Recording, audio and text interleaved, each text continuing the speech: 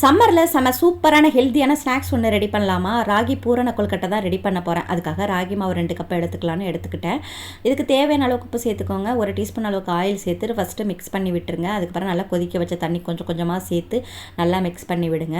இது வந்து இடியப்ப மாவு பதம், அப்படி இல்லைனா வந்து சப்பாத்தி மாவு பதத்துக்கு ரெடி பண்ணிவிட்டு இதை வந்து மூடி போட்டு நல்லா ஊற விட்டுருங்க. இது ரெஸ்டிங்கில் இருக்கட்டும். இப்போ நம்ம பூரணம் ரெடி பண்ணிக்கலாம். 1/4 கப் வந்து நிலக்கடலை எடுத்துக்கோங்க, 1/4 கப் பொட்டுக்கடலை. உங்களுக்கு எந்த நட்ஸ் வேணுமோ சேர்த்துக்கோங்க. நான் பாதாம், முந்திரி, வால்நட் சேர்த்துருக்கேன். 2 ஏலக்காய் சேர்த்துட்டு இதை திருன்னு இது போல் அரைச்சி எடுத்துக்கோங்க.